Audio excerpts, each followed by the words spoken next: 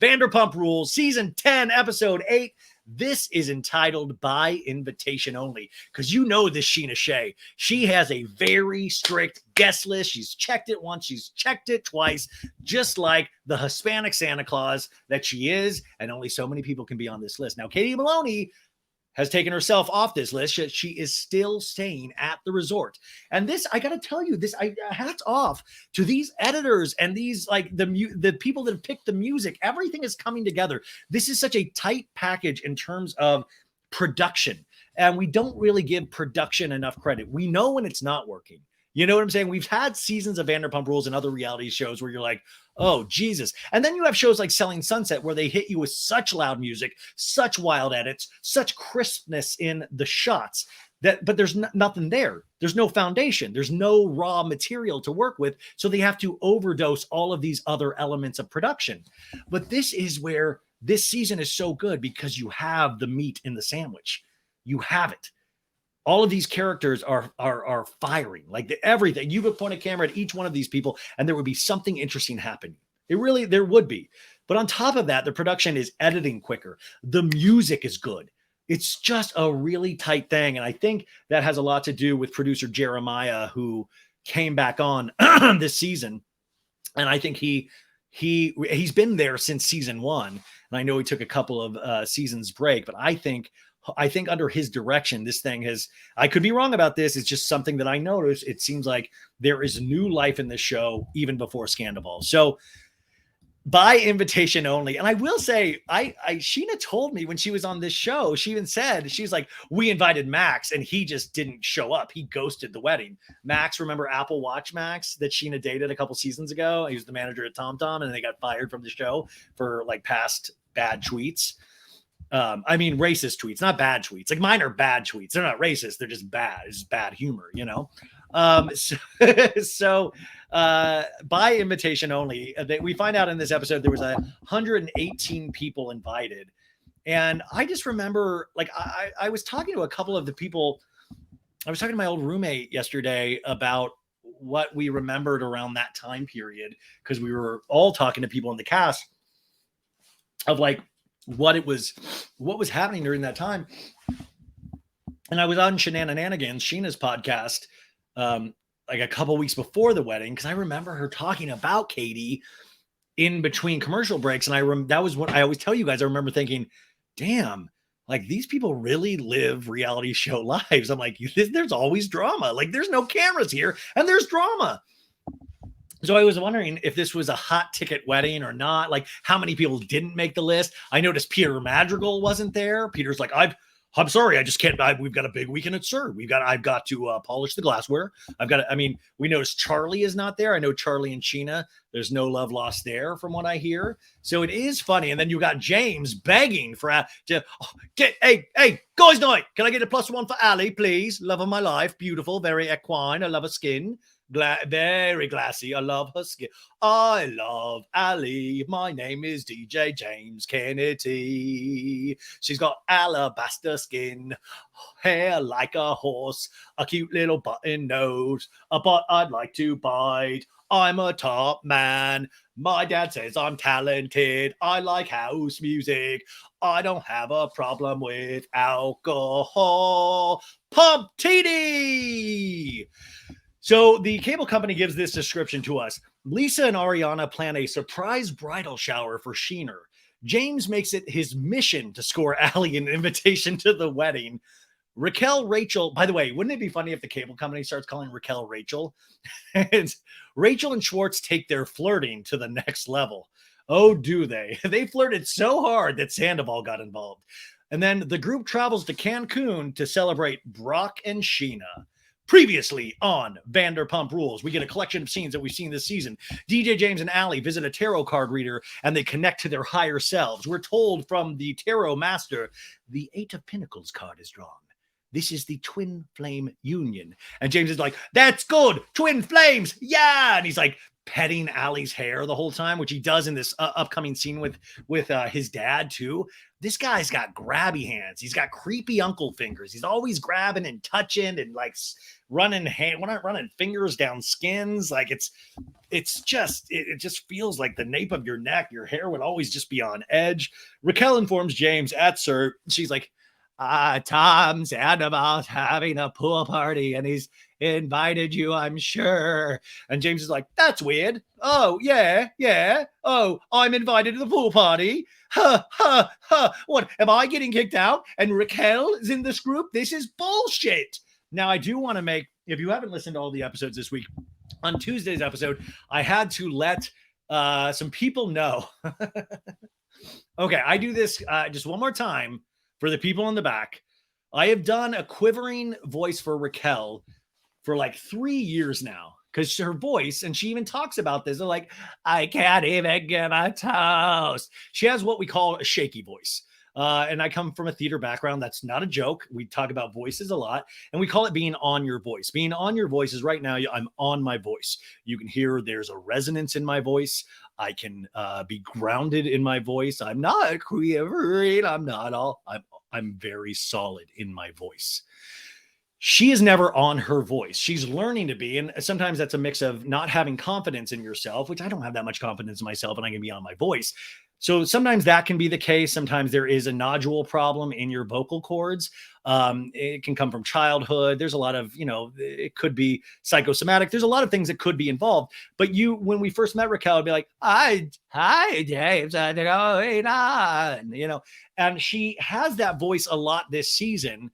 Like she's learning, like that's why that pool party last week was so awkward, because it felt like maybe it was Sandoval giving her lines to say of like, you tell Lala she's a prostitution whore. It's like, Lala, you're a prostitution whore. Like you can tell she's even nervous while she's saying these lines that are supposed to be her standing up for herself. And like we've all said, if this shit hadn't have happened, this would have been a Raquel season where you rooted for her. Lala is really fucking lucky. Schwartz is lucky. There's a couple characters that are really lucky this happened, because it really takes the heat off them in another way. You would not have been championing Lala at all with this. You just wouldn't, she calls her a baby prostitute later, which we all laugh at now because we're all angry at Raquel. But if this hadn't have happened, you would have been like, baby prostitute, what the fuck are you talking about, girl? Like, you're just talking tough once again. Like, that would have been the attitude. And you guys all know that. It doesn't mean, and remember, we can have differing things on who's our favorite characters and who isn't. But I think we would all agree that we'd be looking at this completely different. So then we have a scene where Raquel's like I said, anyways, the whole point was somebody had said this week very angrily that my Raquel voice, that I am doing Raquel as an elderly, mentally challenged man. And I was like, what? Where would you have ever? Like, then I was doing it to myself. I was like, is this the voice of a mentally elderly child? And I was trying to see it. I was like, maybe I could, but like, I've explained time and time again what the voice is. Either you don't listen a lot, you don't listen hard enough, or you haven't listened long enough. And all of that's fine. But in no way would I ever make fun of, and let's just be a mentally challenged elder man. I'll make fun of Raquel all day long now, and Sandoval. But no, I would never do that. It's an artistic license. And so I just want to explain before because it's my, that's what I'm doing. I hate to give away the tricks of the trade. So Katie and Ariana visit the recommended rental space for Something About Her, which is 750 square feet. I believe it's like 5 doors down from Sir. They tell Lisa that they drafted a letter of intent to get the space. And Lisa's like, shit's getting real, my yum-yums. And then we see a scene of Scheana and Brock Scheana's like, we're throwing an epic wedding fiesta celebration in Mexico. There's going to be fire starters and people blowing things out their asses and piñatas. It's going to be crazy. We see this pool party where Scheana tells Katie, she's like, I don't want your negative energy at my celebration, and you need to give up your room at the resort, Katie. And Katie's like, no, I'm entitled to a vacation in Mexico. And Sheena's like, no, you stay at a different resort. Mexico's huge. And Katie Katie's in this wicker hat, which I cannot stop thinking about because it's August. If I wore wicker in August, I would fucking just be sweating my balls off. Katie pulls it off way more than I do. But this is the scene that pissed me off because then Schwartz was like, Bubba, oh, Bubba, what are you doing? Bubba, no. Come on, Bubba, you're wrong, Bubba. Bubba, you want me to call you a Zoom? You look pretty. It was all these different lame tactics, you know? And I was like, fuck. That was, by the way, this... On Saturday night, I had a DM exchange with Katie, and I had been imbibing some wine. I mean, not even so. I had a lot of wine on Saturday night, and I think I asked her. I was like, "Hey, I didn't there was already a little bit of a conversation going. I didn't just pop out of nowhere and go. But I was just like, what's it? I was like, what's it like when you get into a scene like that and then you have to leave? Is that like bad? I don't even know what the fuck I was saying. And Katie even was like, is that a question? And that was when I was like, you know what? I'm going to put my phone down. I think I'm done with DMs for the evening. Anyways, I hated that scene. I thought Schwartz was such a doof in that scene. Anyways, and then we have the song, "These are the best days of our lives. Just raise your glasses high. This one's for you tonight." Which, by the way, do you think DJ Sandoval, DJ James Kennedy always plays that, I think, at the beginning of his set? But I feel like we're like 6 horrible band show gigs away of Tom Sandoval and the Most Extras, where he's going to have to start singing that song, you know, like it's going to potentially get a little more gimmicky. I once gave Sandoval the idea where I said, I told him he needed to do an acoustic version of Good as Gold. And I still think that's a great idea, but now I'm sad that I gave it to him. We started off DJ James Kennedy. He's at a chair like mine, dude. And it's what I would imagine if you had seen Liberace work or Michelangelo, like, you know, they're like sculptors, you know, great art. He is behind the 1s and 2s at a desk where a lot of good DJing happens. And he's like, it's at him and Allie's apartment in Miracle Mile. And he's programming some beats. He's in the stew. He's in the home stew. And he's getting animated. He's like, doom, doom, bow, doom, doom. He's woo, 1, 2, 1, 2, 3, motherfucker, boom, boom, boom, boom, boom. And Andros, James's dad, the London gangster, he's like, hey, James, hey. And James like, hey, what was that? This is my new one I'm working on, Dad. And he goes, another banger. And James is like, dance with the groove. Oh, dance. Oh, you got to move. And his dad's like bopping his head out of beat, completely out of beat. And I just do want to point out too, is his dad in other episodes he's called himself a London gangster. I'm a London gangster. Do you know George Michael is DJ James Kennedy's godfather? I'm such a huge George Michael fan. I'm not joking at all. It blew me away. There's a picture of little baby DJ James Kennedy with George Michael, I think during his older era, that album that I love. And it just blows me away every time, like that his dad and George Michael were friendly. And every time DJ James Kennedy's dad comes in the room, I always think it's PK. Oh, PK, what's going on? Oh, hey, don't operate on the brain, do the ankle. PK Kemsley, Boy George, come on out here. You know, I always think, like, British people, they all, I hate to type British. I have a really large British audience and a really huge Australian audience. Australia, what is up? Oh, I'm all over the map right now, you guys. Anyways, this is a really funny, cute scene where his dad's like, oh, another banger. Yeah. And I just love DJ James Kennedy's like, he's like in the Sahara tent. I feel like he should have glow sticks. By the way, it's like 12 o'clock p.m. during the day, bright sun, but he's like just throwing it down. We cut on over to Brock and Scheana's place. I think this is in Marina Del Rey. Brock is holding little Summer Moon, one of the cutest babies I've ever seen. And he's like, say hi. And Summer Moon, I think she'll eventually, at what age do you think she'll be put into Scheana's old Good as Gold outfit? You know that's going to be a Halloween outfit for Summer Moon one day. Not by Summer Moon's choice, but I think it will be a Halloween outfit. Scheana's like, Mommy's doing the seating chart. And Brock's like, isn't that fun? And Scheana's like, so fun, because now more people are coming and I have to reconfigure everything. So I have Joey right here behind Raquel. And she points to this really actually very fancy flow chart on the computer where I was like, this is where I get so geeky, you guys. Cause I was like, I wonder how much she would charge me for that seating chart. I was like, I frame it. Yeah. And Brock's like, so Raquel's walking down the aisle with Joey, huh? Peter's sitting next to James. Raquel's got a little roster stacking up, which is a really dark line. He said Raquel's got a little roster stacking up. And dude, you just said something that means so. She definitely has a roster. Everybody at the wedding, stand up if you've hooked up with Raquel.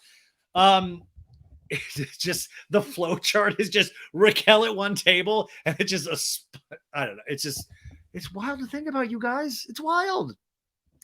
Anyways, Brock to Summer's like, you ready for the wedding in 6 days? I always like I know this isn't Brock. I do him like a little leprechaun.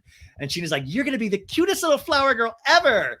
The dance beat continues. Dung, dung, dung, dung. And we're over at Sir, where Rachel, Raquel, and Charlie both working. And Charlie's like, Table T7 just gave us a $50 over tip. And she's like, exciting. You go, girl. And Charlie's like, money, killing it. I shouldn't. And then this door like slams into her. It's like, oh, sorry, I shouldn't be behind the door talking. I'm trying to hide from Diana. You remember Diana? She used to be in the episode. Remember when Dodie told Diana to go suck a dick? Like, go suck a dick. Iconic behavior. This show has given us so much. We're back at James and Allie's house. The beat's still going. Dun, dun, dun, dun, dun. James' dad in his little cut-off jean shorts, and James is kissing Allie. Oh, Allie. Allie looks very uncomfortable being kissed in front of Andros. Why would you ever want to be fondled in front of your boyfriend's dad? Like, it just doesn't seem to be something that would be on the agenda for anybody. And James is always like, you look so beautiful. You look so beautiful, Allie. And Allie's like, thanks. You excited for tonight? And Allie's like, yeah, I think it's Lala, Scheana, and Ariana. It's nice they invited me. So I'll just go see what's up. And Andros is like, yeah, it'll be fun. And Allie's like, so I'm going to get ready. And James like is stroking her this whole time. And he's like kissing her. He's like, you look so pretty. I wanted to see what you're wearing, please. And Allie's like, yeah, I have an idea of what I'm wearing. And Andros is like, I was listening to that first. What is it? Those pump sessions, huh? You've come so far from those early days, right? Right? And James like, yeah. And James in a talking head goes, growing up my whole life, my dad was involved in the music industry. He was a big producer and was always like my biggest supporter. He'd always be strict if I came home too late. But a couple of weeks later, always be nudging me to go back to the club to see that DJ. And we see photos of little cute James growing up with his dad. I mean, this DJ James Kennedy, a good looking guy, right? And a really cute looking kid. He's just a pretentious asshole with a lot of deep-seated issues. James is like, quitting drinking, Dad. It did really help me. And I didn't have a sip for that 2.5 years. I didn't. And Andros is like, well, I thought it was amazing you did that. You know, I just couldn't believe that you could still DJ and not have a drink. And James is like, I know. And that was simply impossible. And I don't care how much money you're going to pay me, but I didn't see you as having a crazy problem. Binge drinking is a rule of passage. You know, it's a rite of passage. Jesus God, are you kidding me? Did DJ James Kennedy's dad go, listen, you never had a problem, mate, huh? Yeah, that alcohol was the problem. No, you didn't have a problem. In fact, I thought it was crazy you stopped. You know, you gotta binge drink. It's a rite of passage for artists. And it's sad because it really, a lot of artists do, and I'm not calling DJ James Kennedy an artist. You know, a lot, but it's just sad because it like reinforces this thought pattern that DJ James Kennedy is now falling back into. We're seeing the destructiveness of it. Some people can handle this, some people can't. And even on Bravo, how we handle alcoholism is so different. Like Marisol seems to be able to handle it. She's on Real Housewives Ultimate Girls Trip, season 3 right now. And she just drinks constantly. Like she drank through all of Miami, but she likes to point out, look, listen, I can take it. I make sense.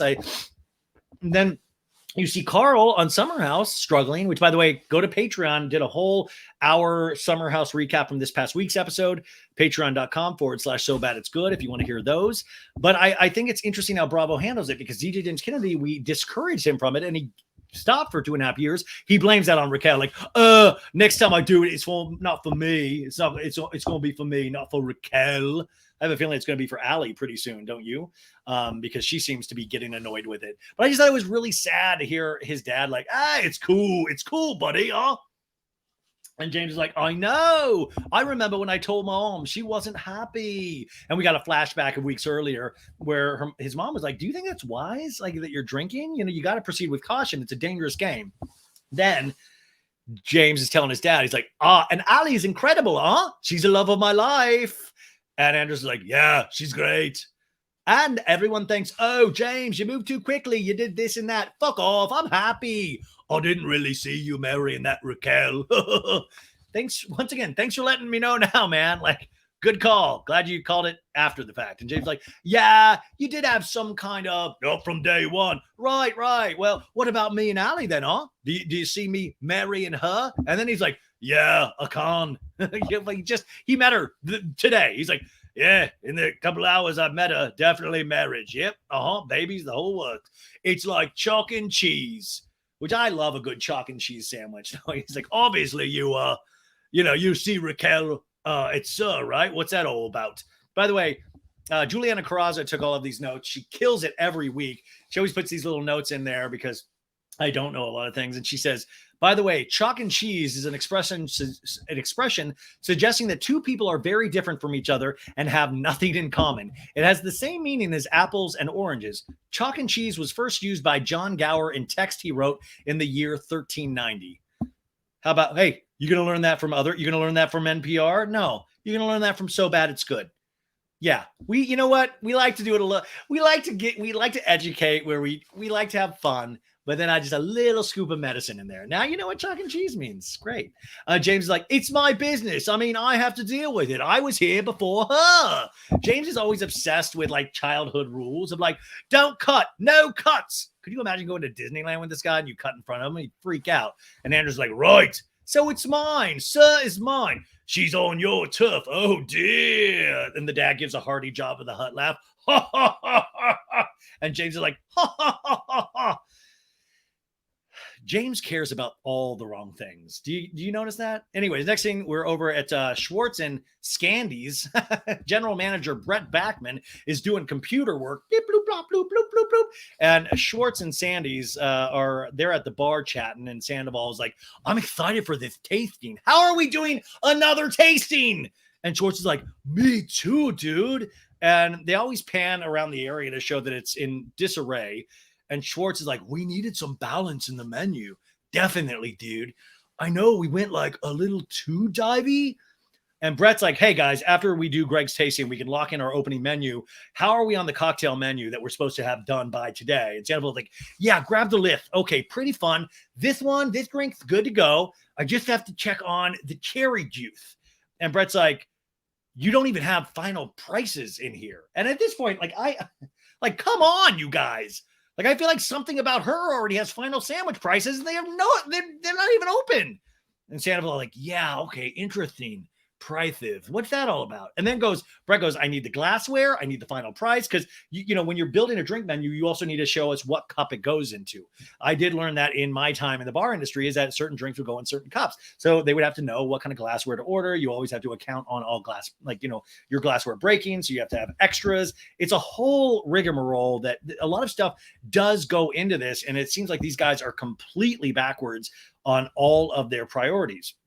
And then Brett's like, dude, and I also need these drinks named. Otherwise, I can't really put Blue Shark drink in the POS system, which is point of sale. And Schwartz is like, oh, of course, obviously, dude, I know. Even though Blue Shark drink, solid name, we have so much shit to do, but it's doable. And Brett's like, I can't believe you guys are leaving for a wedding. And Schwartz is like, dude, we don't want to. We hate Scheana. Trust me, if I wasn't in the wedding, I would say, hey, man, I love you guys. And Sandoval's like, you could see if Scheana can, postpone the wedding. And then they all share a hearty laugh. And then Katie walks in. And by the way, Katie's in this, black dress number. To me, this was like look at what you're missing kind of a dress, like a va-va-boom kind of a moment. And she just, walks in all done up. And Sandoval's like, oh, hey, what's up? And Katie's like, hi. how's it going? And Schwartz is like, hey, welcome to Schwartz and Sandy's. And, Sandoval's like, you look great. And Schwartz is like, hey, are you even allowed in here? LOL. And Katie's like, I don't know. Am I? And Schwartz is like, yeah, put my finger. And we see Schwartz in a talking head go, after Tom and Ariana's pool party, Katie and I, we like hugged it out. Which, what the fuck does that even mean? Does that mean like they boned? Does that mean they went to like the bone zone? Like, Terry, if you're listening, I hope you're not. Like, but you know what I'm saying? Like, did that mean like we hugged it out? Does that mean like intercourse? Like, I mean, like, I know I'm just reading too much into all of this shit. Anyways, he's like, not like literally, but verbally we hugged it out. We came to an understanding.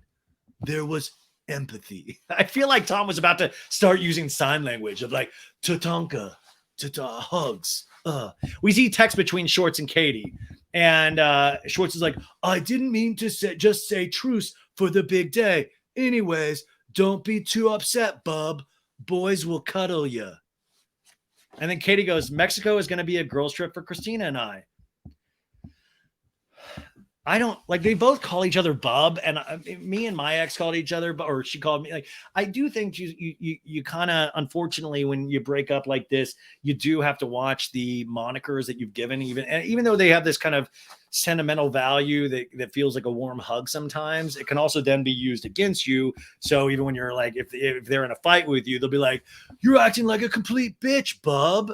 Like it's this thing. And I just don't feel like Schwartz deserves to use the moniker of bub. I think he uses it.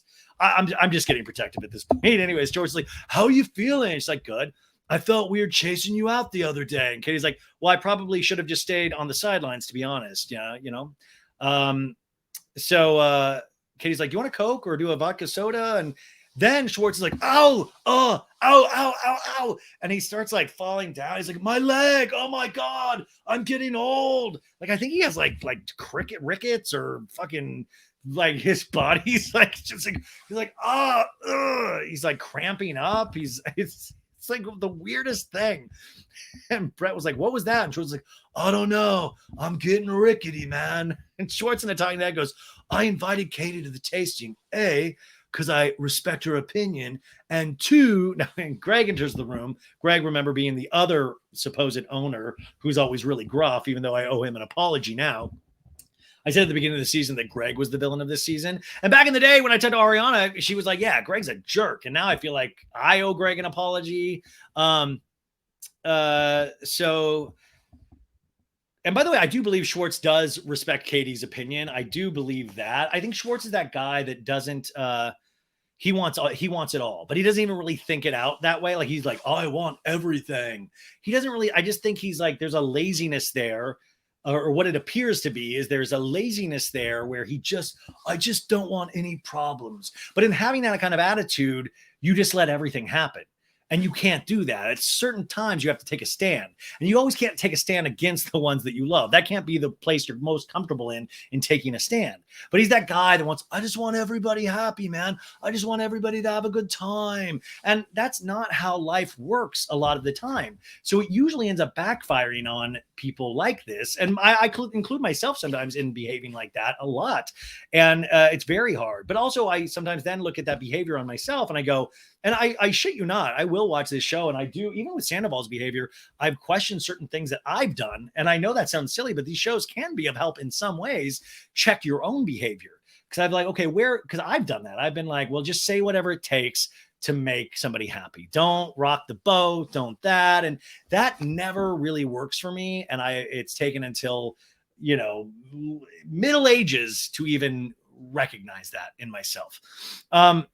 Schwartz continues in a talking head. It's also my little way of saying to Katie, I still care about you, and I still want you to be a part of my life, and I want to make you work.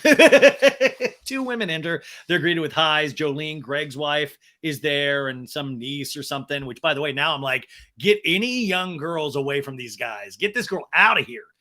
And Katie's like, hey, I'm Tom's soon-to-be ex-wife, but we're still besties. And I was like, oh, man. We're still besties. Like, listen, maybe in a couple years. And this reminds me of that song that I play sometimes on the podcast. Same Old Lang Syne by Dan Fogelberg. My dad used to play it all the time. I remember in his car in Kansas when I was a little kid. And it was about this dude that runs into one of his exes on New Year's Eve and talks about the years and like when they used to be together, and they have this moment at a grocery store, and they realize things can't be what they once were. And it's like, I remember as a kid thinking like, wow, wouldn't it be cool one day I have a relationship that doesn't like, that goes completely south, and I find myself bumping into my ex-girlfriend on a New Year's Eve. And then you realize, man, these, as you grow up, like sometimes they're really good in song format because they make you feel really quickly and deeply. But then sometimes when you have to do it in your actual life, it really, really can suck, and it can leave a psychic scar forever. So Schwartz, sorry, Sandoval and Talking Heads, like, Schwartz and I knew when we decided to thick things out with Greg that we're going to have to swallow our pride and do some things that he really wanted to do. So we're doing another tasting menu because Greg is very adamant about doing an upscale food menu, which at this point, it's like, guys, we just did a tasting like scene a couple weeks. I feel at this point, Greg just wants food. He's just hungry all the time. I'm just so confused. And Greg's like, this is our house-made lobster corn dog with fresh corn butter. You can pull it off the stick, bite it in half, do it whatever you want, put it in your butt. I don't care. Next, we got the roasted beef carpaccio salad with the goat cheese vinaigrettes. Yep. Sandoval is drinking, by the way, a Coors Light.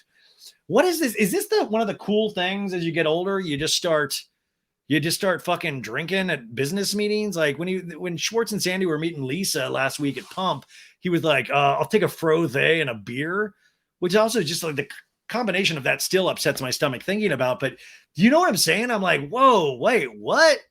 You're just drinking a Coors Light? And we're like, that. It's weird to me. I don't know. Maybe I don't know how the business works. Greg's like, these are crab beignets with the tarragon Greek goddess dipping sauce.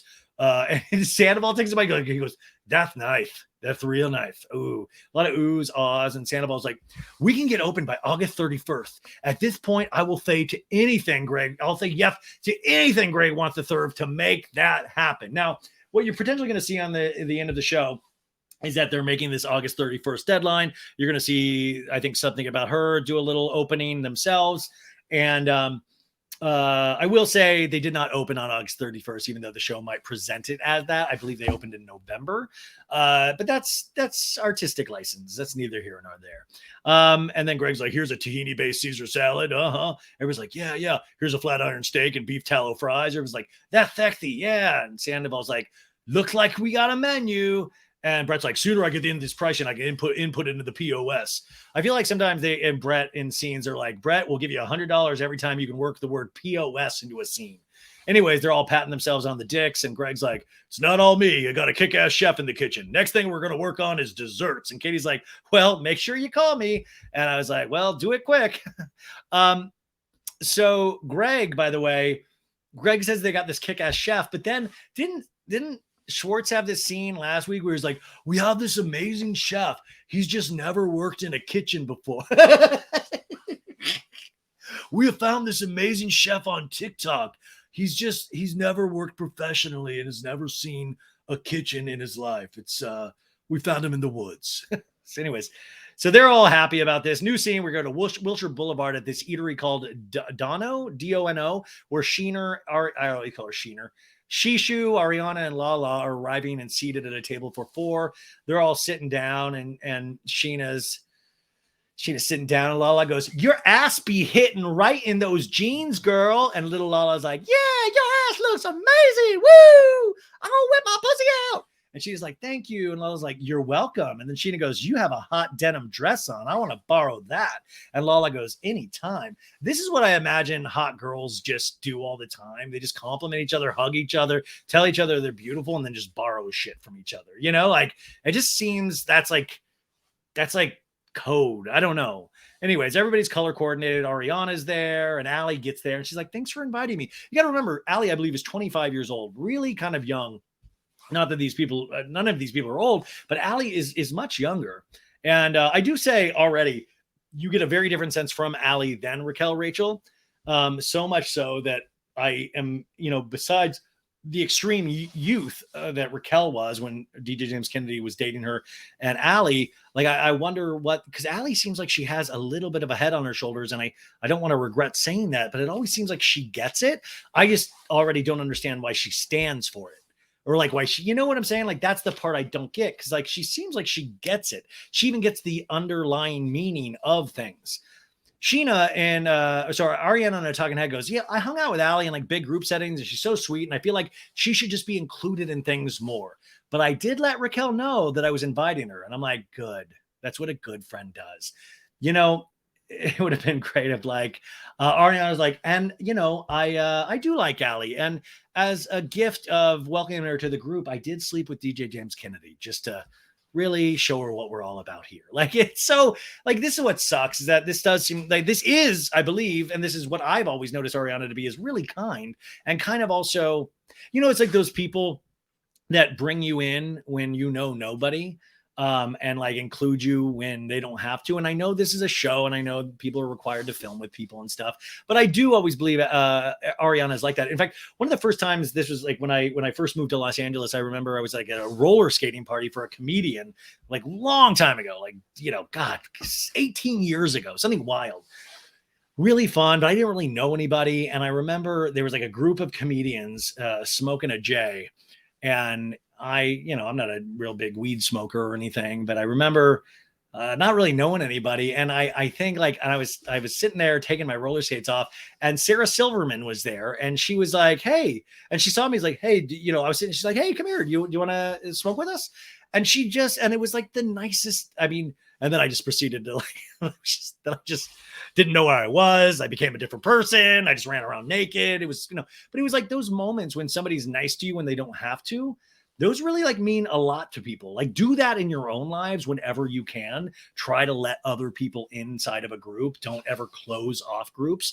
Even though I'm not, actually, now that I say that, I don't mean that for the Vanderpump Rules cast. Close ranks, you guys. Do not let anybody else do in. Danger Will Robinson. Abort, abort. Do not let anybody new in. No, this is bad news bears. Raquel has not worked out. I mean, she has worked out in terms of the, you know, reinvigorating the show. But I also want to point out, I thought about this all week too, is that Raquel, Rachel, Rocky, Rachella, whatever we're calling her, I'm saying this delicately, is her actions have reinvigorated aspects of the show. She herself does not have star power. Do you know how Lala pops on screen? Like I can say she pops on screen, even though I kind of think it's like a bit, and I don't really. DJ James Kennedy, as much of a dick as he is, pops on screen.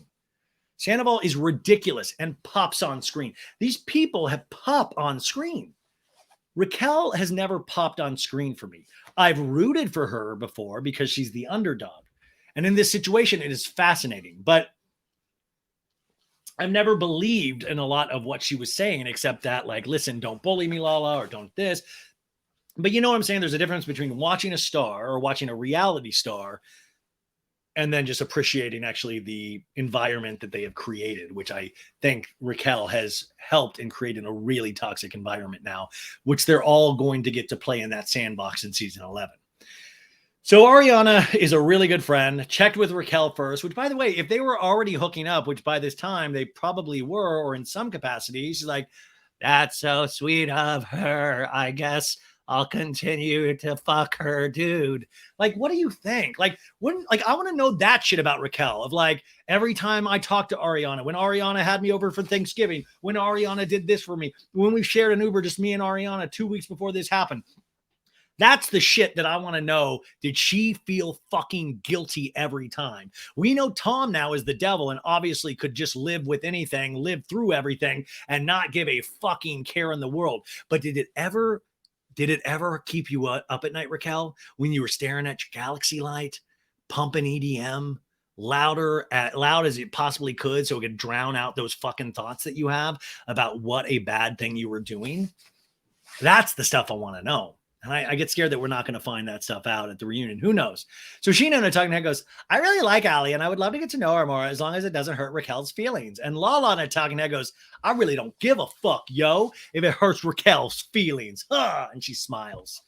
That line plays good now. Wouldn't have played amazing if none of this happened.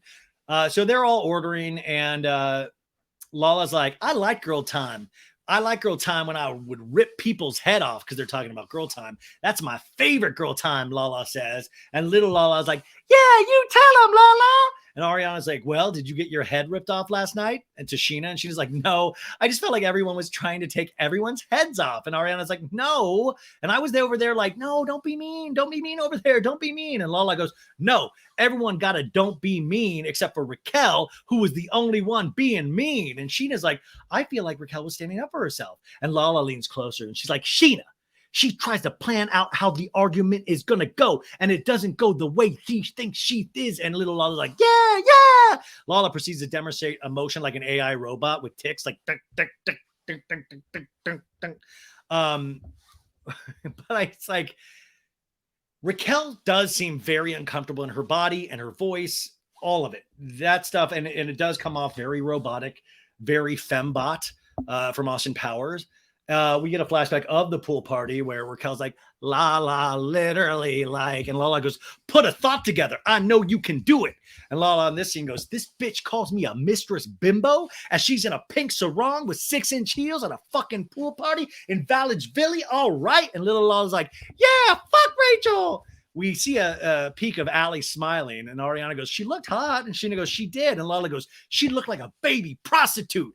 Yeah, baby prostitute. Lala in the talking head goes, when she was yelling at me standing right next to me, I was literally having a conversation with her vagina. Can you please back the fuck up?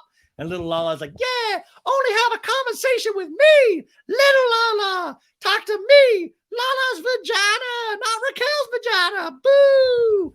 The server brings a dish and swirls honey on it, which that reminded me of The Dawn, Lala's dude that made her squirt all over that Airbnb a couple weeks ago. And Lala loves the honey. And I was just like, oh, that don't bring up honey again. Because he remember he had a bee tattoo on his ear. It's like, that's honey, the bee. Oh my God. I joked with somebody this week that I left a bad Airbnb review on that house in Lake Havasu. And I was like, this bed is wrecked. Anyways, Lala goes, by the way, Allie, can I tell you, James is one of the funnest people I've ever met in my whole life. I'm like, yeah, Lala, didn't you do like gymnastics with him while you were having sex? He's so fun. And Ariana's like, he's so fun. And Sheena's like, he told me last night about y'all's tarot card reading. And Scheana goes, she said to James recently that he's her twin flame. And Lala goes, I thought that a twin flame could become very toxic. And Ariana's like, yeah, that's what I thought it was. And Allie goes, well, it doesn't necessarily mean that it's like, yay. It's just like a deeper connection. Apparently, you're supposed to meet in every single lifetime. And that cracked me up because then I just kept thinking, what does that look? What does DJ James Kennedy look in every single lifetime? You're like, hey, I'm DJ James Kennedy in the 1890s. This is my fat fucking horse that eats too much horse food.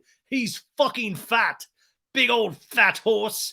And then James in the DJ James Kennedy in the 1500s. He's like, oh, you're all eating your porridge, you big fat fucking people, huh?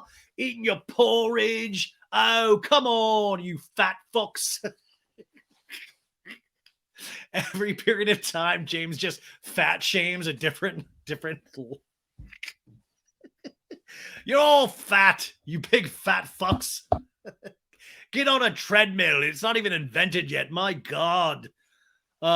Sheena's goes, he's like, how much do I have to even be away from Allie at the wedding? And I was like, look, James, literally, I had barely met Allie briefly, but she can come to the welcome party. She can come to the after party. And Allie very normally says, listen, I barely know Scheana. I would not expect her to invite me to her wedding. I don't know why James is so obsessed with me getting a seat at the wedding. Maybe that's because Raquel is there. I don't know. Maybe that is just, she goes, it's probably just because Raquel is there. And I'm like, this girl gets it. This girl gets it. Why is DJ James Kennedy so damn obsessed? It makes no sense to me at all. Except that it does, because he's still weirdly obsessed with Raquel. And I think he's not even obsessed with Raquel in that he loves her. I think he's obsessed with her because other people are becoming friends with her, like Ariana, Tom, Scheana. And I think he doesn't like that. I think she used to be that prize that he could show off. Like Allie is that prize, that kind of shiny prize of like, look, this makes me a better person by being with this person. And now he's lost that, and other people have taken an interest in that. And he's like, that was mine. That's mine. She's for me. That's mine. You can't have her. You should have me. You want me, right? DJ James Kennedy. Anyways, Ariana's like, hey, by the way, Scheana, can you come to the tea on Tuesday? And Sheena's like, well, what's Tuesday? And she's like, oh, Lisa just wants to have a little tea at her house. And she's like, fuck that. I swore off tea parties last year. We get a flashback to last season, those tea parties when Lisa had them over, where Lala tells Scheana, she's like, you know why he wasn't allowed to see his kids, correct? Talking about Brock. And he goes, because she slammed him with a domestic violence charge. And then we have another scene where Charlie says to Scheana at the other tea party, I have been so loyal to you, Scheana, and such a good friend, and it has not been reciprocated at all. Which, by the way, we have not seen any scenes with Charlie and Scheana, I don't believe. Anyways, Ariana says, I don't think it will be all like that at all. She just wants to have a little ladies' tea. And Scheana goes, well, listen, I'm not trying to have a fight with Katie at Lisa's house for a tea party. And Ariana goes, listen, I don't anticipate a fight. I think it'll be fine. Wear flats. If you have to run, you have to run. And Scheana goes, no one's going to make me run. This is the Scheana that goes to court. She's like, no one. I stand up for what is right. I am Scheana Shay, soon to be Scheana Davies, and I will stand up for myself. In 2014, Stassi said I looked like my wedding was a Mexican quinceañera, and I will be standing in my power at my second wedding because I'm Scheana Shay Marie Davies. So, by the way, this is going to be a surprise party for Scheana. We zip over to Schwartz's apartment in the Valley Village, where we actually, to his credit, we see a little bit of the floor. Some of the boxes seem to have been moved. There is a floor there that we are now seeing, and he's trying to attempt some push-ups. And their dog is there. He's like, I love you, Gordo. I'm grateful for you, brothers. I'm grateful for you, Mom. I'm grateful for you, Dad. And then he can't do any more push-ups and falls down. He's like, that's enough. I can't do anymore. Can't do it.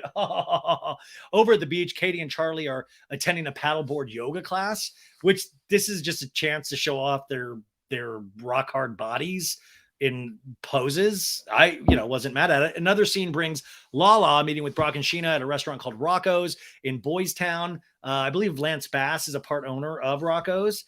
Anyways, they're all meeting, and Brock's like, hey, how are you doing? Hey, Lala. Lala said she's been at the beach. She's like, I'm sure I have sand all over myself, in my hair, in my ass. Like this here goes Lala, just trying to, in my ass, in my pussy. Yeah, you have sand in me, little Lala. And Scheana goes, wow, you look like you just came from a photo shoot. And Lala's like, I do? Wow, love that. Anyways, they order food. Lala orders a soft pretzel. Brock is like, yeah, I'll have a little salmon and rice. He's always eating healthy. So they're talking about the final count of their wedding being 118. And Brock's like, hey, do we get to keep you all of the trip, Lala? And she's like, what do you mean? She's like with all the activities going on, like obviously you and Raquel. And Lala goes, well, I told Scheana that if she has anything that's just her bridesmaids, because I can't hide my energy. You know how I am. Lala on a talking head goes, if I go to these bridesmaids events, I'm in close quarters with Raquel Rachel. There's no escape route.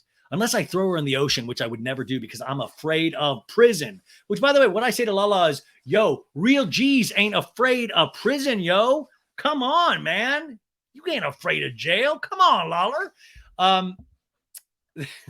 I find this interesting, though, of like Lala going, I can't be around that girl. Like, like back in the old, like Raquel is not harmless, obviously, because it's done some really horrific things, but you just ignore her. Like, she's just like a weird, like, there's just nothing there, where I just find it so weird that she gets Lala's goat so hard when she barely speaks, Lala's like, hey, anything where there's a larger group of people, like the boat, I'll be there. And Brock's like, I've got some fun news, though. I want to share with you. I got a message yesterday from my kid's mom back in Australia because of the pressure I got from you, and that it's really changed everything. We see Lala on a talking head goes, Brock and I had a very rough start. Flashback to 2018 where they were fighting. Sandoval's like, Lala, stop. And Lala goes, this man hasn't seen his children in 4 fucking years. How dare you compare my fiance, who is a stand-up man? And Sandoval's like, Lala, okay.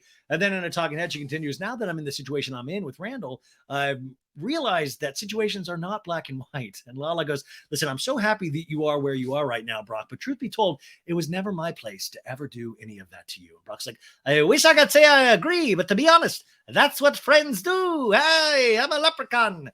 Lala, still in the talking head, says, we started getting together, getting these kids together. Brock is an incredible husband to Scheana. He's an amazing dad. They show us these IG videos of Brock and the way he treats my baby. Because we do always see them together. We do always see Brock with, Lala's child. And it really, it does seem like they've got a nice little thing going. And Lala is choking up and she's like, look, I really love that dude a lot.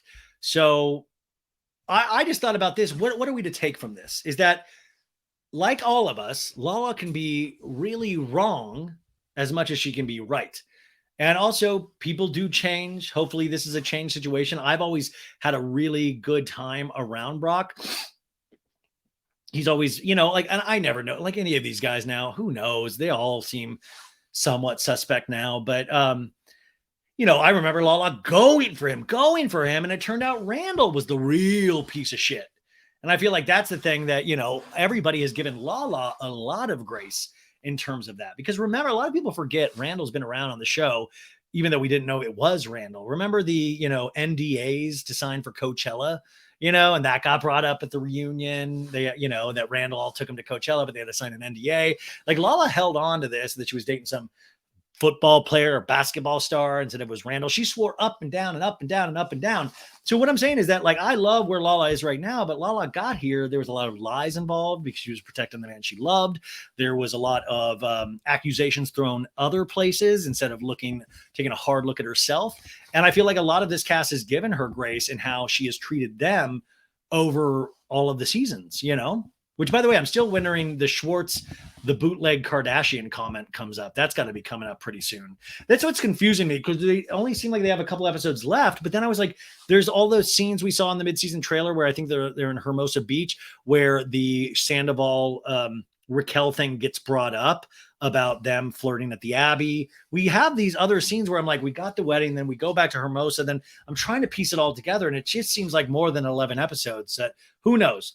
And Brock goes, I do have a past that I'm not proud of, but I know for a fact that I'm not going to make those mistakes. And I promise I'll learn from them, man. And I think we got there because that you had your experiences, right? I don't mind being held to a standard because I want to be that standard for everybody around me. And you did that. And Lala's like, I know. And I'm thrilled for you. And I will always tell you that I am so sorry for the way that I approached the situation. I'm really sorry, Brock. And then little Lala's like, I'm sorry too, Brock. And he reaches over the table and grabs her hand. And Scheana and I talking, and I goes, Lala and I have made such progress in our friendship. I have even talked about getting a house here together, raising the girls together, just having an unconventional modern family sort of life. It's called Sister Wives. It's a really good show. It's I don't like Cody, but it's a good show. Brock will absolutely help with both girls. And she goes, the conjugal visits will just be with me, obviously. That's a dark line. Brock, I'm telling you, do not ever just don't. You see how it goes for Sandoval. Just don't cheat. Don't cheat. Don't cheat, please. It's not going to go good. Lala goes, I just have to maintain being a strong, independent mother, that my daughter grows up and has like, my mom went through hell and back and provided a great life for me. That's all I care about. And Brock's like, yeah, that's what I know. She knows. She will know. You guys are good mums. And Lala's like, you crying is enough to make me. And Brock's like, you're talking about her and my mom. That's it. Everything else, hey, I'll run through it. And they're all crying. And this has been a really nice friendship. We've seen them hate each other. We've seen them love each other, and they're in a good spot right now. And I think that's really beautiful, especially because of their daughters. What I will say, though, being a fan of this show and knowing life, is that you always wonder what the shelf life is on this. Like, yeah, man, it'd be amazing if they're friends forever. But this cast, if you've tracked the progress, they go up and down in terms of friendships. So I hope that this is what it's like, but also being on the show also encourages friendship fights, friendship breakups, wild thing happen. So let's bookmark this scene. We'll revisit it in a year and see where we're at. Okay, new day. We're swinging by Villa Rosa in Beverly Hills for Lisa's tea party, where Lisa's filling a table with lots of food. Oh, I've got to do everything around here. Oh my God. By the way, I got a text a couple weeks ago, and now I finally can. I got a text a couple weeks ago that Villa Rosa was being sold off market and that it was already sold. But it wasn't, I didn't get a strong confirmation, so I didn't bring it to you guys or post about it. But then today I heard somebody else talking about it on a TikTok. And so I'm like, okay, so now I can say it. But Crystal Light, you guys. That's what I'm drinking. So yeah, it looks like Villa Rosa is being sold. I think around like 20 million or something really crazy. But that really makes me curious because Pump is getting, Pump might be closing. Villa Rosa is being sold. I mean, I do wonder, there's a part of me, Vanderpump has a couple of, big things going on in Vegas. I wonder if there's ever a world where Ken and Lisa would move to Las Vegas. Would there ever be a world in which that would happen? It's something I don't know. It's just something I've been thinking about.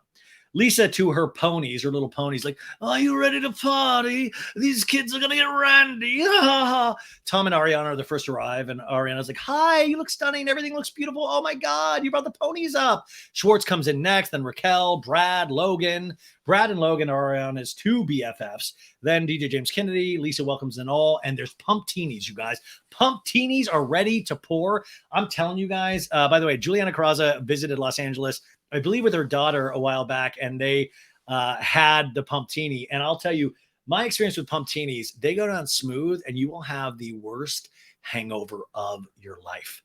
You will be praying to God that it's insane. It is insane, you guys. It's really brutal, but it goes down so smooth. It just, when it hits your lips, it's so sweet, but so, you just don't even realize. And then you are fucked up beyond imagine. Like you're insanely fucked up for life. I've still not recovered from the hangover of a Pumptini. But also we see DJ James Kennedy having his first Pumptini. He's like, I'd say this is my first Pumptini in like 3.5 years. We get a flashback of James Atzer yelling at Jax, going, you need to take an order. We need to get more Cosmopolitans, Pumptini, which is really just an iconic scene. We get a nice shot of Sandoval at the beverage table with his smiling dolt Raquel standing so close to him in conversation. And it's just like, you son of a bitch, you dirty son of a bitch. James is like, it's not like I'm engaged anymore, so we're going ham. He always thinks like we're all like, oh, you're drinking. He's just what a weird guy. I can drink now that I'm not engaged. Schwartz awkwardly laughs. Ken is hobbling around. He's like, what did you copy me on the hat? They're all wearing this weird hat. I mean, it's a sun hat.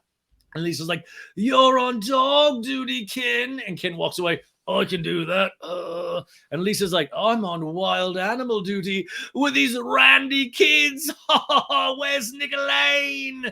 Everyone's drinking, cheering, laughing. Schwartz is like, Scheana has no idea. And Ariana's like, well, she thinks Lisa's having us up for a girl's tea. I told her it's not going to be that bad, but it's her surprise bridal shower. And Lisa, Lala's arriving, and Lisa is like, hello. And Lala's like, look at those boobies. Lala immediately sexualizes the situation, like, yeah, look at that vagina, Lisa. Woo! And Lisa's like, I know, they're real. Everyone thinking it may be Scheana arriving starts to say surprise, and Lala's like, you wasted a shitty surprise on me, which is one of my favorite scenes from Big Daddy with Adam Sandler. And Ariana's like, okay, we're going to sing Good as Gold when she comes in. So the cue is Schnooky.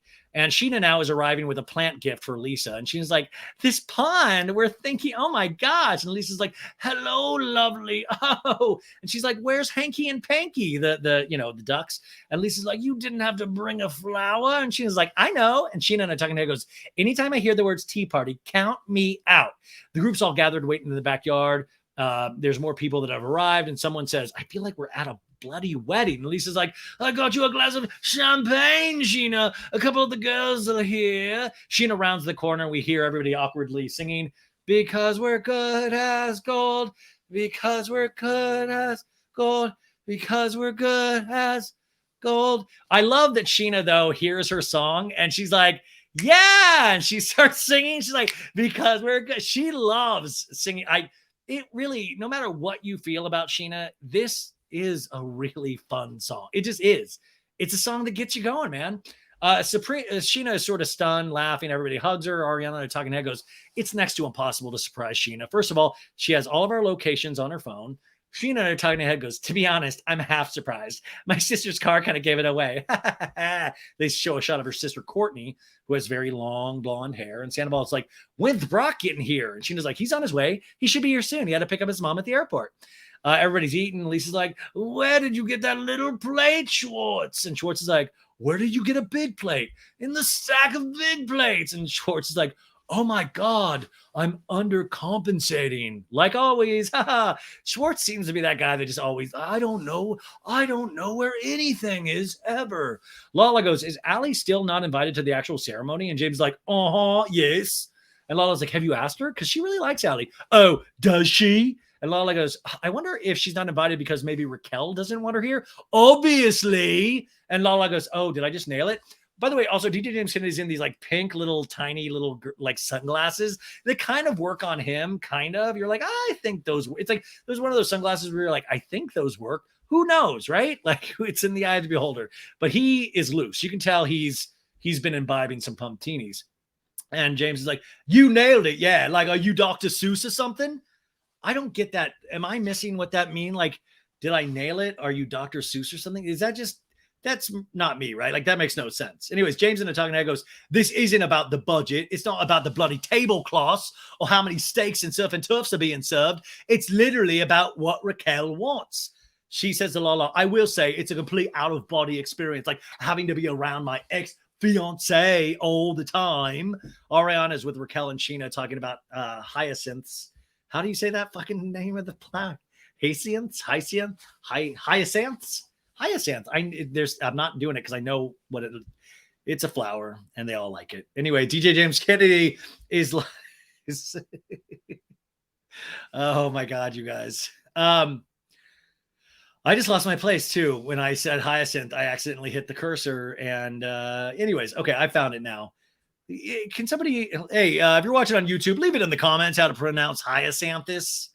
Hyacinthes. Anyways, James goes, "Should I ask?" He says this to Lala. He goes, hey, should I ask Allie to marry me in Mexico? Which is like, your immediate thought is, dude, that's what he was so pissed at last season at the end when he got that engagement party to Raquel Rachel, that Brock and Scheana was potentially going to do that. And Lala goes, "I am so fucking done." James, why not? "Because you moved on so quickly and I don't necessarily think you even care at this point." And James is like, "No, that's not fair. Hello. I mean, payback's a bitch." Which is now he's very much realizing, or actually in acknowledgement of what Brock and Scheana did at their engagement party. And Lala's like, "Oh, okay. So you mean like a payback?" And James is like, "No, I mean, it's just a thought I had. Okay. But like, honestly, I mean, I do think big. Guys night." He pounds his chest like King Kong right there. He is acting very crazy. I don't think this is just pumptinis. I also think this is Adderall teenies as well, potentially. And Scheana goes, "Seriously, thanks for doing this, Lisa. Thanks. This is so special." And Lisa's like, "Of course. I wanted to do something for you because I'm not going to set foot at another one of your weddings." And Scheana's like, "I know. In Mexico, it's a destination. It's a lot." Lisa in a talking head goes, "If you want a successful marriage, don't let me be involved in your wedding. I mean, look at Scheana. She got engaged at my house." And we see a photo of Scheana and Mike Shay, 2014 to 2016.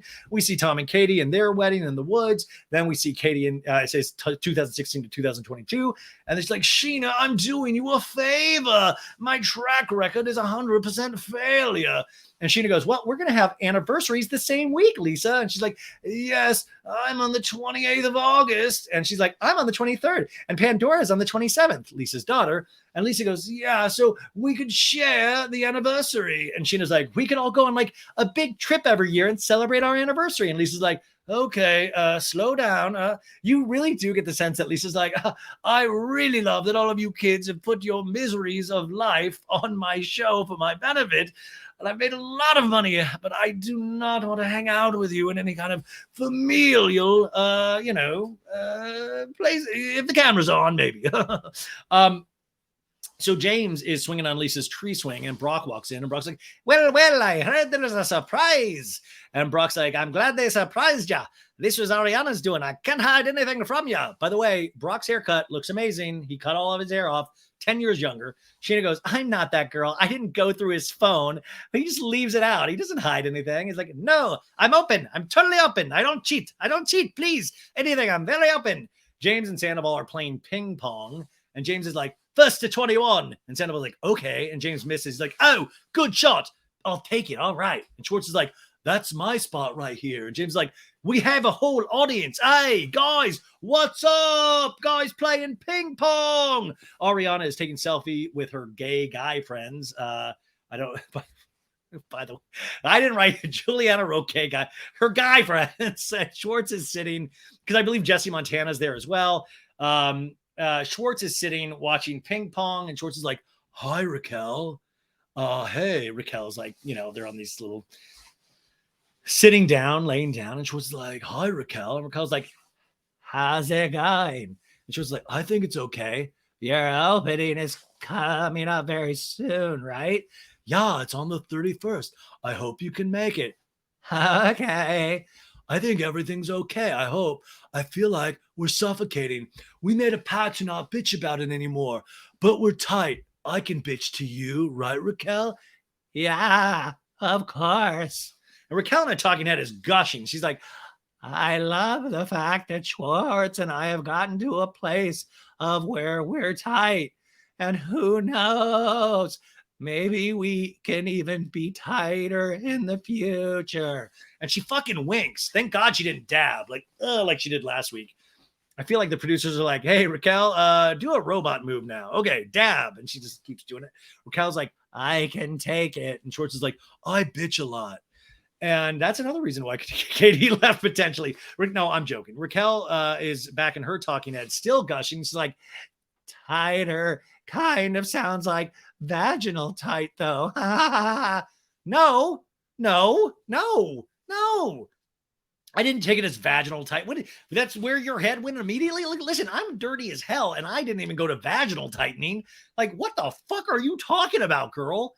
Did Sandoval teach you that word? Sandoval taught me about boundaries recently, and he also taught me about tight vaginas. Raquel's like, we've got to enjoy our time in Mexico. When we're out of the country, there's nothing you can do but like have fun. There's a lot you can do. Raquel doing a tourism commercial for Mexico. When you're here, there's nothing to do. So have fun. Schwartz is like, that's a great attitude. She's like, yeah. They show James nearby watching them interact. James is in the midst of a really intense, paddle game with Sandoval. And Schwartz is like, very stoic. And she's like, yeah. And Schwartz is like, yeah. And James is like, hey, Schwartz, in ping pong, if I shoot a net on the serve, and Schwartz is like, you get a second service. I didn't know that. And Raquel's like, the boys get competitive. I know. Do you know how I ended up with a tattoo of Lisa LVP on my ass? How? It was on this ping pong table. James is listening to their whole conversation. James in a talking head goes, like, honestly, what the fuck is that? Why are you flirting with Raquel right in front of me? Like, you look fucking absurd, mate. You look desperate and absurd. Go hit the treadmill, you fucking fat fuck. And then he immediately, like, he cracks himself up. But it's also, I do want to make, I would be remiss. I said this in a meme. I said this in a meme yesterday, but it's like, I do want him to be some sort of life coach for me, because I feel like this is the only way I'm going to get the weight off. He's like, hey, Ryan, you fat fuck. Hey, you're so fat, you fat fucking fat fuck. Fuck, fat fuck. And little Lala was like, yeah, you're a fat fuck. You're a fat fuck. I'm a fat fuck. He seems to really be obsessed with weight. We've seen it so many seasons. He said it to so many cast members, and he's obsessed with it. It's like, it's his one thing where and I wonder where that comes from. And I do want to point out is that, like, usually he's saying it like Schwartz isn't fat. Like, I understand what he's saying. There's like, he's not ripped like DJ James Kennedy is, but he's obsessed with, like, that's his go-to insult all the time, is like, you fat fuck, you're such a fat fuck. Remember at the beginning with Peter, he's like, oh, yeah, Raquel, you're gonna date Peter with his big fat belly. It's like really, really weird. And the thing is, it's like what I was saying about Lala being lucky that Raquel turned into be a goof, is DJ James Kennedy is very lucky that he's really kind of funny and charming in this awful way. But you do have to, like, kind of take a serious moment to go, you do love him, but it's really awful. It's really beyond awful. And I was sitting there thinking, I was like, God, I really, because you just know, you're like, oh, dude, that dude totally think I was a fat fuck. If he got mad at me, that'd be the first. He called Max, Lisa Vanderpump's son, a fat fuck. Like, that seems to be his go-to thing. I truly wonder where that comes from. And I just wonder, because Allie seems like she does understand public decorum to a second, and that's really embarrassing. And I don't, that kind of shit does come out with alcohol, but that was a talking head where he said that one. And I do want to point out, even, like, it's like the people he calls fat fucks, by that, if you're going by that kind of thing, like, your dad is a little overweight. Like, I mean, it's just like, it just seems like he doesn't really put, he hits really hard, really quickly with insults. I just wonder sometimes what the origination of that is. Cause I think he's going to get his ass handed to him one day. And I think it's going to be a really bad thing, because it is, but I will say, I even laugh sometimes, and then I feel bad for laughing. Schwartz is like, oh, my ass look great with LVP on it. I'm sure it does. And he goes, I'll show you in Mexico. And James looks livid. And Sandoval's like, it was a good game, dude. Good ping pong game. And Scheana's like, so wait, is this it? Is anyone else coming? And Ariana's like, well, the invitation was extended to Katie, but she said no. We buzz over to Christina Kelly's house in Santa Monica, where the girls are building some raised beds for vegetable gardening. And this actually looked like a really, really intense, nice vegetable garden. And they're talking that saying tomorrow is Tom and her's anniversary. It would have been 6 years married. And Katie goes, but I'd be remiss if I did not want to acknowledge our anniversary. And Christina's like, I think you should. At the end of the day, I feel like it's still important to show people that you guys are friends. Like, I don't want these Scheana and Raquel getting their way. And Katie was holding a squash plant. This is so much bigger.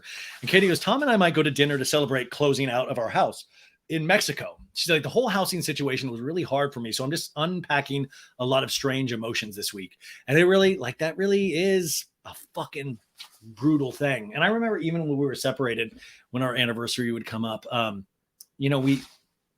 remember one time we did have dinner. It was just so weird. It was just so sad. But at the same time, it was like, we're still here. We're still alive. And it was you think about those times, and I'm so happy to be a lot farther away from that time.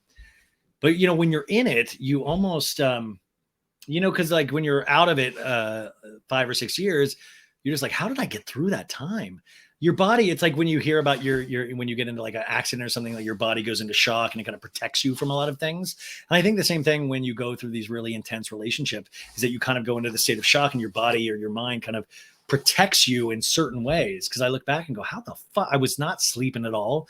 I was just so messed up, but you get through it,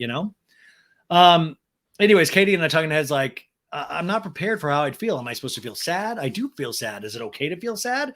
The dream is over, but there's new dreams to come. So they're talking about the sandwich shop. They're saying they're in a holding pattern until they find out about the space, but she's hopeful because they haven't heard a not going to happen yet. Meanwhile, back at the engagement party, Brock's like, do you know how to play this game? And Sandoval's like, wait, why are you kicking the balls? And Ariana's like, Brock knows rules. James is humming, bangs a dish on the table. And Lisa's like, James, what are you doing? If I was drunk, could I do this? And he takes one of Lisa's lovely china plates and flies it around with one hand. He's at the point of, I'm not drunk. I can go on my tippy toes. And Lisa's like, no, James, would you stop it? Give me that plate. And James in a high voice is like, fine, china. And Lisa's like, James, would you listen to me? Stop being so annoying, okay? Sit down, darling. You're making me nervous. How do you put up with him? And Lala's like, oh my God, he's on a journey, which is what people like, when they're on mushrooms or acid, they're on a journey. Or if you're DJ James Kennedy. And he's like, And because I'm invested in him and I will go on this journey with him. And I will. And Lisa's like, not try to not offer as much as you did before, Lala. And James is like, I have a girlfriend. And Lisa's like, well, you had a girlfriend before. That didn't make a difference. No, Lisa, it's different now. I do think Ali is the one. And I do think I'm going to put some babies in there one day. And Lala's like, can you say I want to create a family? Are you kidding me? Can you just grow up and say, I want to create? I mean, are you kidding me? I want to, you just say you want to create a family with her someday rather than put some babies in her. And I was like, that is rich. You literally just talked how you squirted all over an Airbnb a couple of weeks ago. That's right. Me, little Lala, had the time of my life in Lake Havasu with the Dawn. I do like when Lala like is telling James Kennedy to be classy. Like, how dare you say put it is? I mean, both of them. They're cut from the same cloth. And Lisa's like, oh. James is like, we'd make some beautiful babies, blue-eyed goddesses, gods, Greek gods, not fat fucks. No way. Gods, not fat gods, gods. And Lisa's like, it sounds like a dictator. And James is like, what? And Lala goes, when you talk sometimes, you sound like a 16-year-old with all these drinks. Bringing a child into this world is no joke. And James goes, oh my God, if Brock can bring a baby into this bloody world. And Lisa's like, oh my God. And he's like, no, what? He already did. And we all know how it ended up the first time, didn't we? He left the bloody country. And Lisa's like, what are you talking about, James? Look, there's facts and then there's facts, Lisa. And Lala's like, my love, you're acting out of pocket right now. Bring it on down. Bring it on down, out of town. And Lala on her talking head goes, anybody who takes time away from drinking because they feel like it's a problem and they go back thinking they conquered it, I get nervous for. The alcohol is used for fun moments. It's used in sad moments. It's used to numb things. I'm worried that we're teetering on the edge right now. And Ariana to the entire group goes, let's raise a glass to Scheana and Brock, which by the way, that would have been a perfect time if I'm like, the theme song. Anyways, Ariana's like, we love you guys so much and we're excited to celebrate with you all. And Sandoval goes, afterwards, if you guys want to come to Schwartz and Sandy's, it's not open, but we can all come, have some drinks, and hang out. A little after party. And James is like, Tom. And Sandoval's like, no, Schwartz and Sandy's. So they go over to Schwartz and Sandy's, and Ariana's like, oh, I missed it here. I just hope like Sandoval had the fucking keys to this place. I hope he didn't treat that like he's now treating the marital home where he just brought Raquel in there after hours. Like, I've got the keys to Schwartz and Sandy's. Let's go in this cooler over here and do things to each other's bodies. Sandoval is like, we got pizza, we got wine, we got beer. Schwartz and I talking, and goes, we're not dipping into the Schwartz and Sandy's liquor backstop. This is all stuff I put on my tab. It's like a little I love you to Scheana and Brock. And Sandoval's like, hey guys, come grab a shot in honor of Brock and Scheana.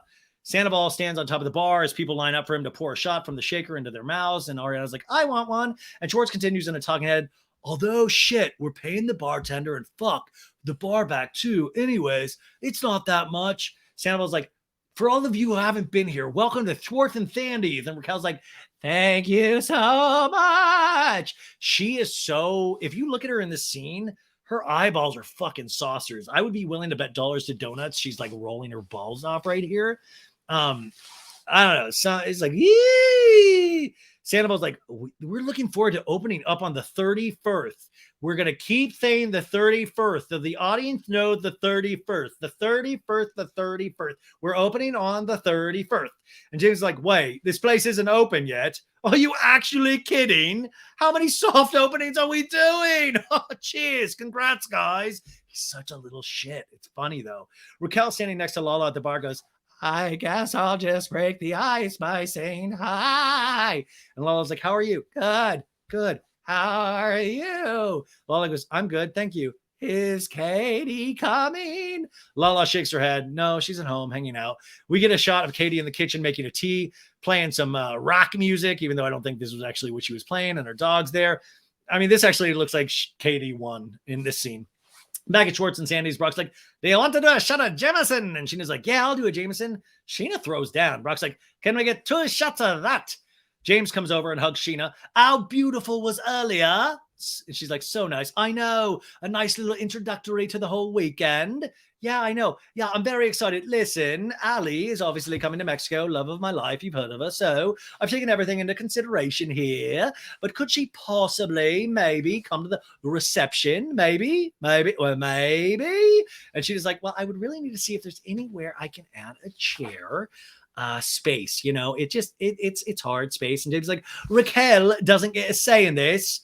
It could be from your heart. And Brock's like, no, it's not that. No. And James is like, really though, really? I know that me and her aren't together anymore. I know that. And Raquel is in the little group of guys with Schwartz, and she's like, I heard that you have like an art installation. And Schwartz is like, this one?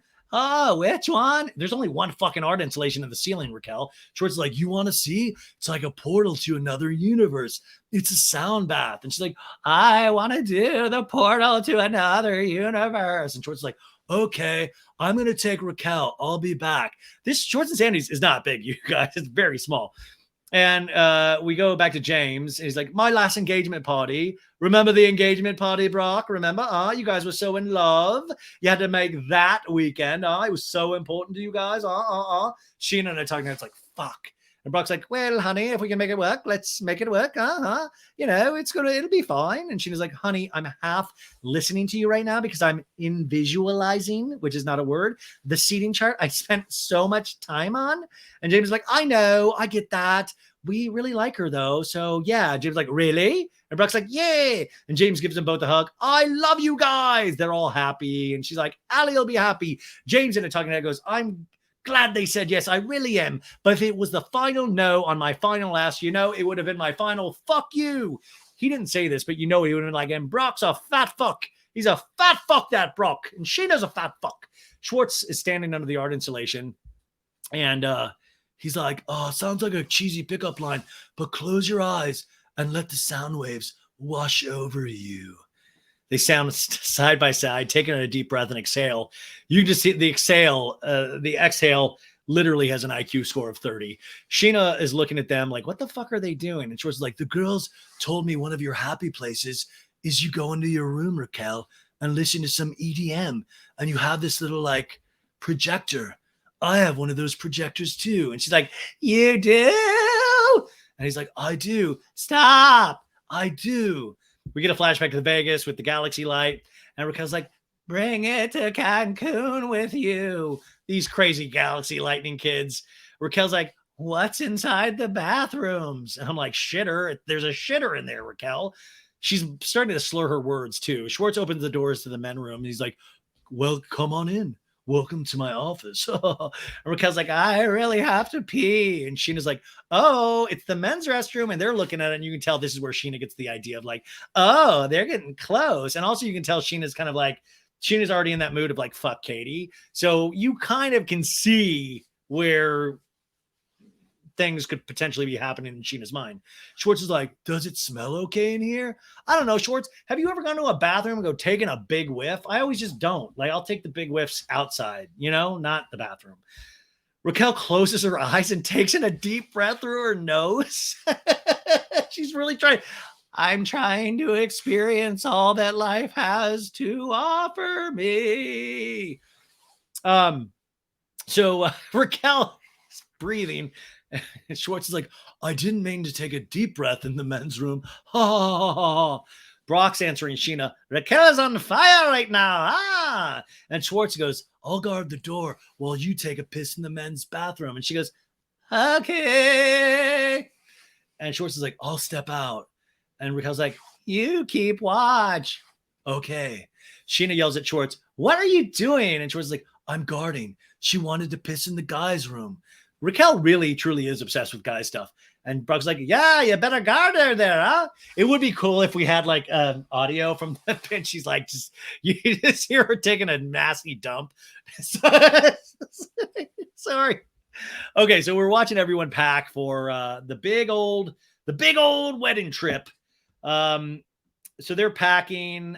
James is telling Allie, "You're coming to the wedding. You're going to be dancing with me." And she's like, "Thanks again. Good job. Yay." We go to Ariana and Sandoval's house. A cell phone rings and Sandoval's like, "Yo, what's up, dude?" And Schwartz is on the other end. He's like, "Sorry, I had a sweater on. Like, what am I even doing? It's fucking 90 degrees here right now."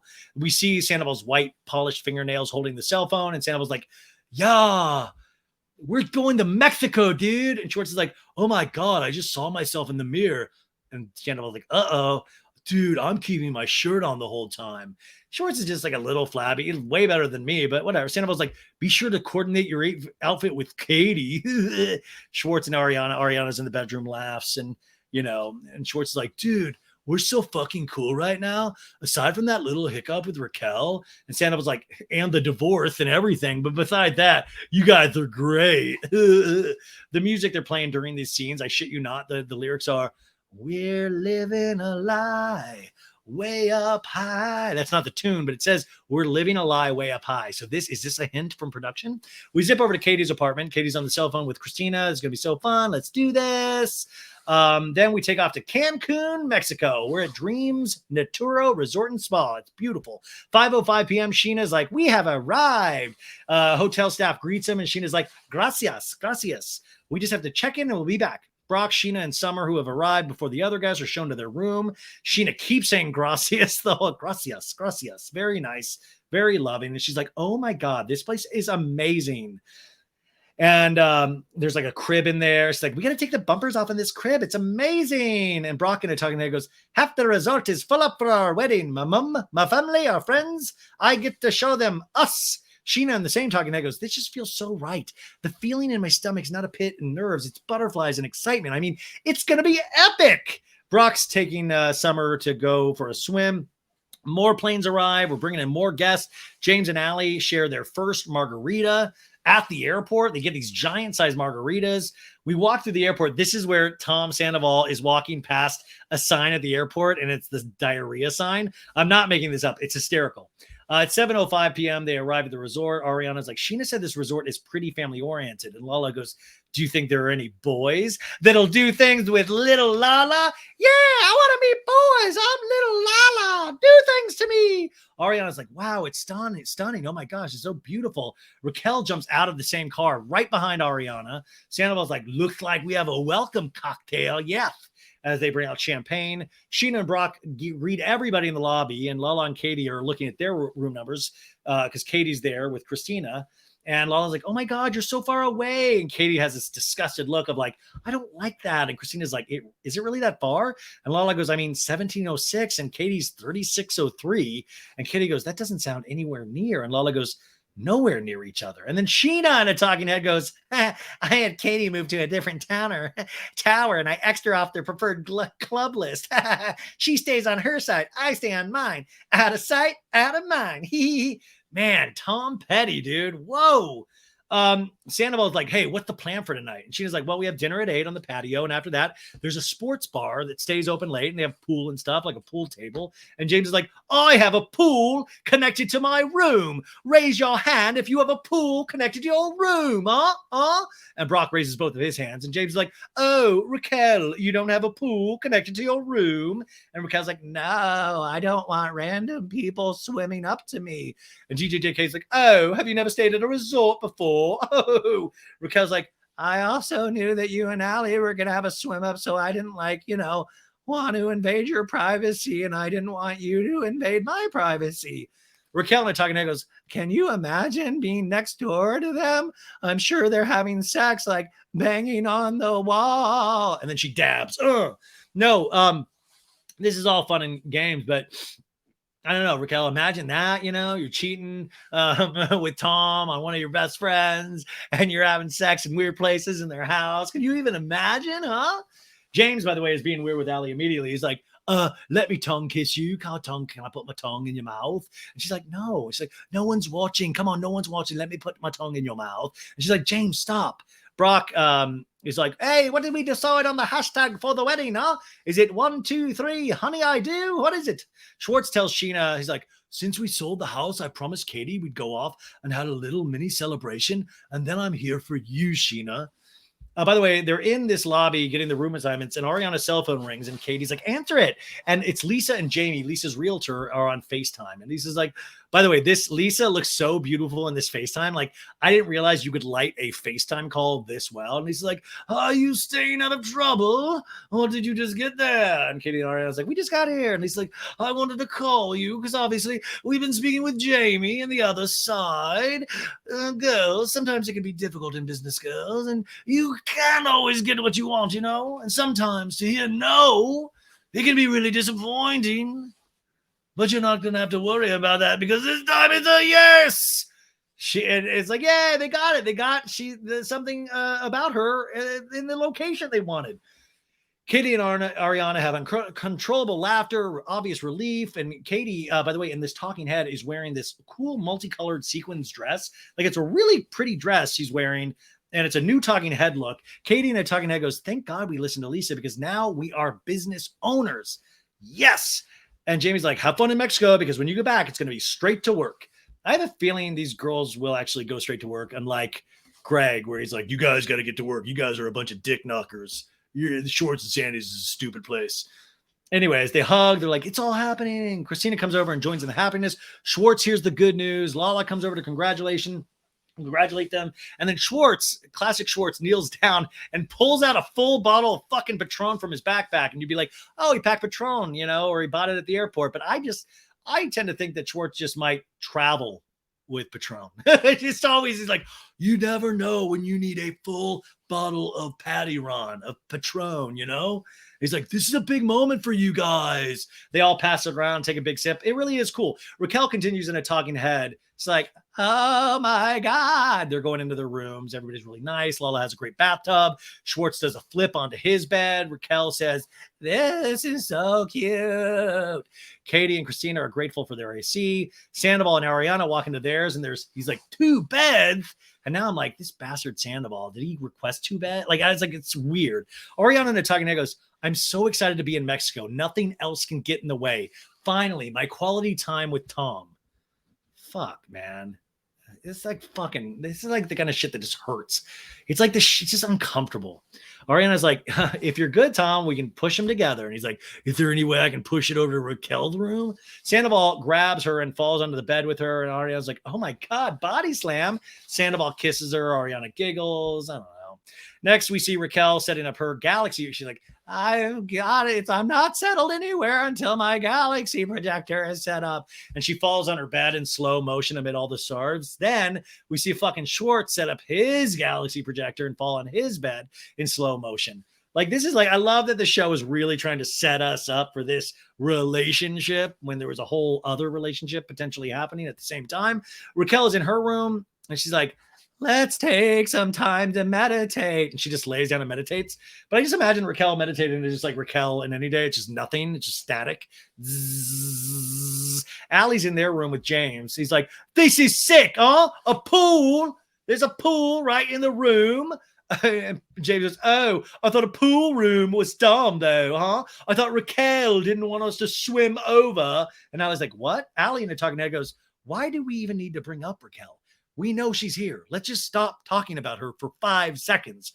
James crawls along the floor behind Allie and bites her ass. Oh, get a little ass bite. Hey, Allie, let me bite your ass. Can I bite your ass? And she's like, James, stop. Oh, you fat fuck. James is like, all right, I'm going to jump in the pool. It's dinner time, 8 p.m. Scheana is directing guests to their tables at the patio. Sheena's like, family in the middle. I'm sitting in the pink chair. And Brock's like, tonight's like, let's get in, get settled, and then go to the bar after this. Yeah, after this, if you want to go out, we're going out. And Scheana gives Allie a hug when she and James arrives.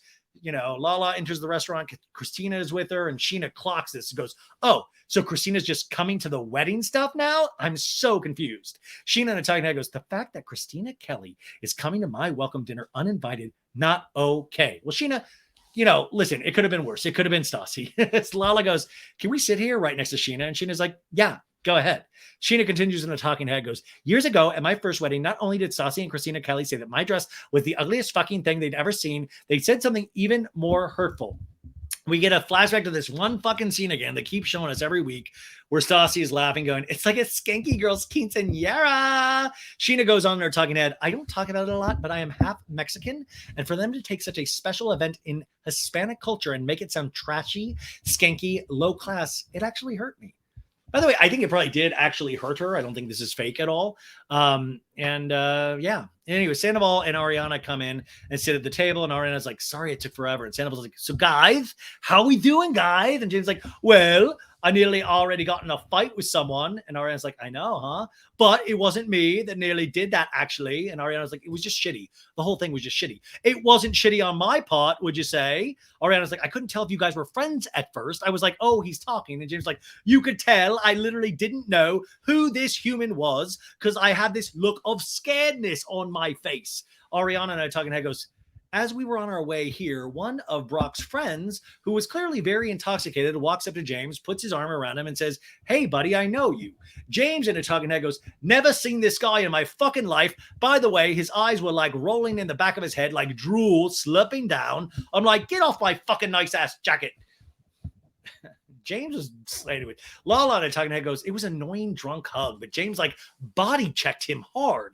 James in a talking head is like, he kind of like stumbled back like 3 paces. And Ariana's like, James, that's one of Scheana's wedding guests. And I should have Will Smith backhanded his fucking bitch ass. Will Smith backhanded. What a weirdo. Ariana to Sandoval goes, 2 seconds after I sit down, I'm being berated about a situation just because I didn't want there to be a fight. And James is like, Tom, Ariana, obviously you think it should be no big deal. Not everyone. And Ariana's like, I didn't say it was no big deal. What did you just say to Tom? Ariana goes, I said I sat here for 2 seconds. It was already being berated about the situation. I'm not berating. I'm just asking you. I wish you could hear your tone of voice when you speak to me because you're being very fucking rude to me. And Lala's like, you shoved the guy to the ground. I didn't shove the guy to the ground. Lala's like, you almost shoved the guy to the ground. Little Lala's like, you shoved the guy to the ground. I saw it from my level. Allie is sitting in between this, like looking worried and annoyed, contemptful. And James is like, pick your words fucking carefully right now, Lala. Raquel in a talking head is like, watching Allie cringe with embarrassment over how James is acting right now makes me so happy that it's not me anymore. This is what kills me, is that Raquel is right. DJ and Kennedy has some real fucking issues, right? I just don't see why she did what she did. It truly confuses me. Anyways, Lala goes, don't fucking talk to me like that, James. I'll fucking come across this goddamn table and knock your fucking ass out. James like, is that where you're at, huh? That's where I'm at. Watch your fucking tone. You're in the wrong. Disengage. She's been using disengage a lot lately. I think she was just watching Real Housewives of Salt Lake City with Meredith saying like, I'm disengaging. I think Lala picks a couple buzzwords to like introduce into her vernacular each season. And I think disengage is one of them. James to Ariana goes, I'm sorry, but I wish you were more on my side. He's obsessed with people being on his side. And Lala's like, shut it. And Ariana goes, not wanting there to be a fight is the only side to be on. And James is like, okay, fine. I diffused the situation and chose not to punch this guy in the face. And Allie's like, congrats, that's good. He had a choice to come up to me. And Ariana's like, I'm on the side of not wanting there to be a fight, period. Period. He hit me first. And Ariana slaps her hands together and goes, I don't like him doing it, and I don't like you doing it, okay? And James, like a little child, is like, all right, cool. Way to raise your voice, huh? You raised your voice, not me. Allie's absolutely mortified, wondering, obviously, probably how the rest of this trip is going to go. And in a talking head, she goes, I cannot sit here and watch James act like this. It's making me question everything. Why am I in Mexico, and who is this person that I'm dating? It must be really scary, though, to actually not know all the sides of somebody. Ariana's like, I will raise my voice because when I talk in a normal volume, you don't fucking listen to me, and I've had enough. We're done. And Allie gets up and leaves. And James goes, oh, now my girlfriend's leaving. Fuck this. Like, he's like, what? Are you kidding me? You made my girlfriend leave. To be continued. As we always say, every thing in reality shows could be a to be continued. You guys, what a week. What an episode. A lot of good moments, a lot of fun moments, a lot of sad moments. Just like life, just like our own realities. I mentioned this earlier, but I will say, like I said, I had a couple of communications with Ariana too. And I would never, I think, it seemed like, I will also say people are like, well, she's looking great. She's looking happy. And this is not from her and all that stuff, but just remember, just because you might appear happy and all that doesn't mean you are not completely crushed in a lot of ways and completely mortified by your, certain people's behavior, especially if you think you know somebody. So this is a very real situation. And I think that's why people have had such strong reactions, and especially the friends around them. And that's why they go so hard at Tom and Raquel.